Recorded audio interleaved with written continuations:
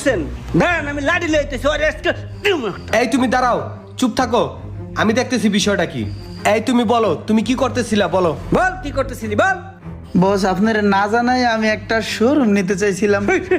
এই দাঁড়াও দাঁড়াও, আমি দেখতেছি বিষয়টা কি। এই তোমার মনের ভিতরে কি সত্যি করে কত আমারে? মনের ভিতরে কি? মনের ভিতরে চুরি? আমি একটা শোরুম দেখতেছিলাম, ওই যে হ্যাঁ লগো তো আলাপ করছিলাম, আমি একলাই দেখছি আপনার না জানাইয়া।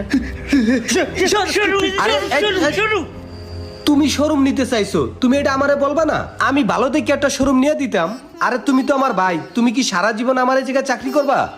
তোমার লাইফেও তো দাঁড়ানোর দরকার আছে। আমি তোমার এটা হেল্প করতাম, তোমার টাকা লাগে, পয়সা লাগে, ভালো প্রতিষ্ঠান লাগে, কোথার থেকে মাল আনা লাগে, সর্বপ্রকার সহযোগিতা আমি তোমারে করতাম। তুমি আমারে বলবা না? তুমি তো অনেক ট্যালেন্টেড, তুমি তো অনেক দূর আগায় গেছো। আমি তো আসলে শুনেও অবাক। তোমার প্রতি আমার একটা দায়িত্ব কর্তব্য বলতে জিনিস আছে।